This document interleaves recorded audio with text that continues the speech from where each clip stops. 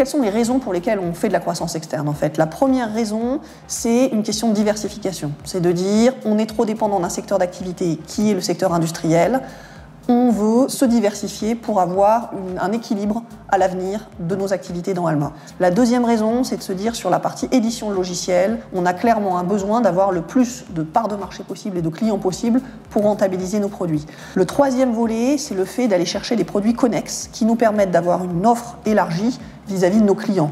Qu'est-ce qui vous a amené à chercher cette croissance internationale? On avait à une époque du mal à trouver suffisamment de clients uniquement sur le marché national, donc il fallait en trouver d'autres et l'export est suffisamment vaste pour trouver de nouveaux clients. Il y a toujours un secteur géographique qui va mieux se porter qu'un autre. On se dit si on dépend trop des normes européennes qui peuvent évoluer et avoir un impact négatif, il faut aller chercher des marchés qui ne dépendent pas de ces normes européennes, d'où le développement sur des destinations overseas. Au cours de votre histoire, vous avez mené des projets de croissance. Qu'est-ce qui vous a amené à porter ces projets? Au départ, plus par une demande des clients qui ont fait qu'on a été obligé de croître dans un premier temps en personnel pour faire face à la demande. Puis la diversité des travaux qui ont fait qu'il a fallu créer des équipes aussi. Quand on a commencé à voir que le carnet de commandes prenait de l'importance à une certaine époque et avant la crise, pendant un moment, on a embauché 2 personnes par an pendant 5 ans. Donc au cours de votre histoire, vous avez mené plusieurs projets de croissance. Qu'est-ce qui vous a amené à mener ces projets?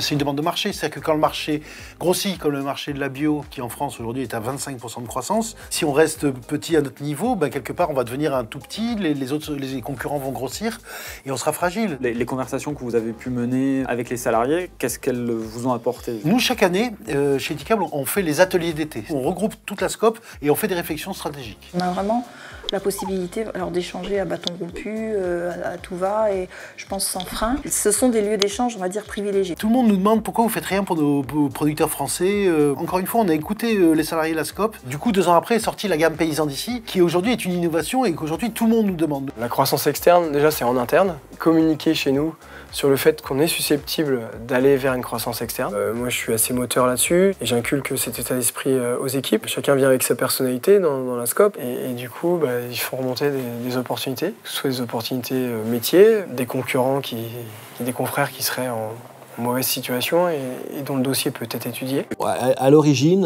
on s'est retrouvé dans une situation où on subissait notre croissance, avec des croissances à 2 chiffres, alors qu'on n'était qu'une douzaine ou une quinzaine de personnes. On avait un développement, mais non maîtrisé. Par contre, humainement, c'est très difficile, parce qu'on est en prestation de service. Et donc la première idée, c'était de dire, on se développe, et on le maîtrise. Mais à l'époque, on avait besoin d'un regard extérieur, ne serait-ce que pour se poser. Et donc, on est passé par un conseil, quelqu'un qui nous a accompagnés, qui nous a apporté surtout les méthodes de travail pour poser la stratégie. Alors, on avait des objectifs qui étaient des objectifs d'obtenir du confort. On est passé quand même d'un monde de l'artisanat et donc avec beaucoup de temps passé, à un monde beaucoup plus construit, beaucoup plus structuré. Est-ce qu'être en SIC, ça change quelque chose? C'est un projet collectif.